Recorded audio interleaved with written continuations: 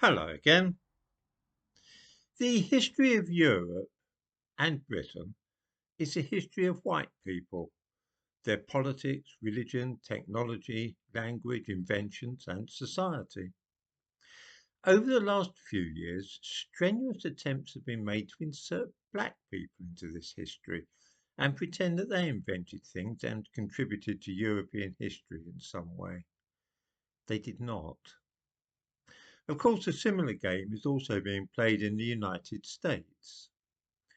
We saw this with the case of the black guy called Howard Latimer, who is often credited, at least by the gullible, with the invention of the electric light bulb. This is a good example of trying to steal European history, because of course the electric light bulb was actually invented in England by Joseph Swan in 1860, when Howard Latimer was 12 years old. Black people in the United States there have done such a good job of their propaganda that many white people now believe that the electric light bulb was invented by a black person. Joe Biden famously told a black audience of this when he was campaigning to become president. Many other inventions by white Europeans have also been hijacked in this way and attributed to black people. This kind of nonsense has a knock on effect and allows our language too to be colonized. For example, if you look up the origin of the expression the real McCoy on the internet, you are sure to find the untruthful statement that it refers to a black man called Elijah McCoy, who it is claimed invented a means of automatic lubrication for steam engines. McCoy may be seen in the thumbnail to this video. This myth, which was deliberately invented by black people in America and enthusiastically taken up by black people in this country, contains two falsehoods. The first relates to the idea that Elijah McCoy invented automatic lubricators for steam engines and that before he came up with the idea there was nothing of the kind. It's claimed that he revolutionized railways, but that's nonsense. He tinkered with and adapted an existing idea. Um, there was nothing particularly, nothing new about what he did with automatic lubricators for steam engines. But his idea was essentially a dead end anyway. I give a link in the description to this video to a Wikipedia page which explains this. McCoy did not invent this process. At best, he deserves a footnote for improving an existing invention, which in any case was obsolete a few years later. This, it was claimed by the magazine Ebony in 1966, an American publication for black people, was the origin of the phrase the real McCoy.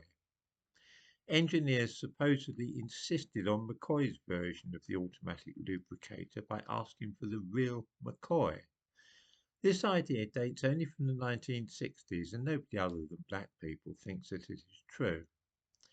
Let's have a look at a real book. This is 17th edition of Brewer's Dictionary of Phrase and Fable, which really is the work to go to if you want to know about the origin of phrases or words. Let's see now what they say here about the real McCoy.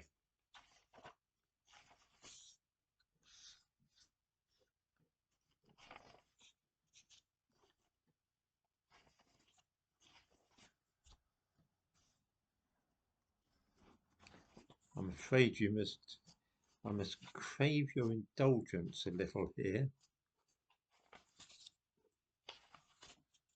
Here we are. Real McCoy.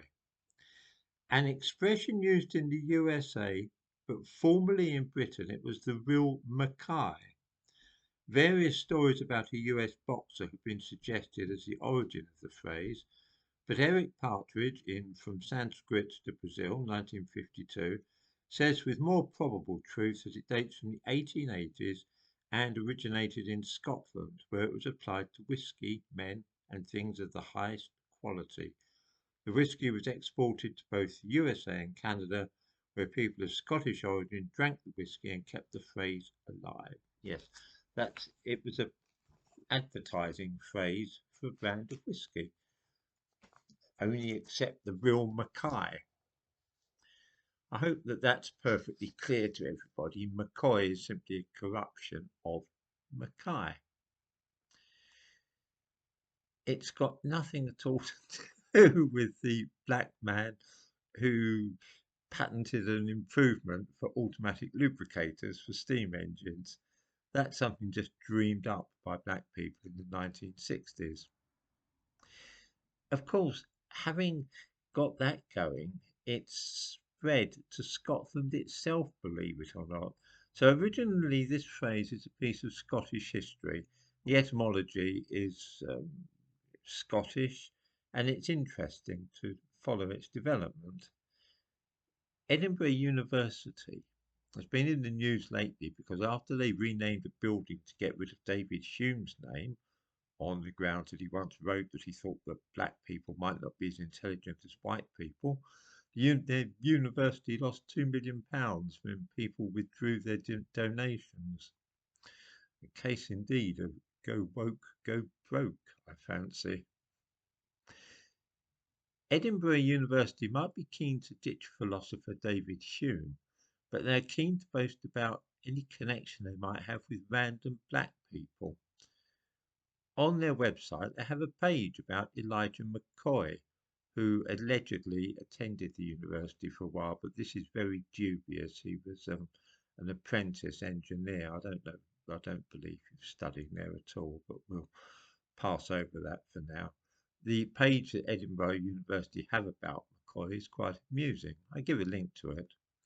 In addition to the story about the origin of the expression of real McCoy, it says that the lawn sprinkler is another McCoy invention that is still very much in use today.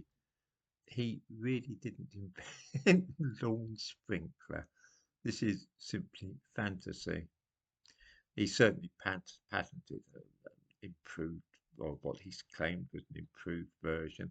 He didn't invent the lawn sprinkler, though. This is how our history is being gradually colonised because we are spineless enough to let it happen. Here's an expression that had its origin in Scotland. It's a British expression associated with British white people, and the Scots are craven enough to allow it to be appropriated by black people, black Americans. I've seen this sort of thing happening quite a lot recently. Nobody dares ever to challenge the mixture of myth, old wives' tale, and downright lies being peddled by those who wish to suppress real history and replace it with a fictitious version in which black people are given all the major parts.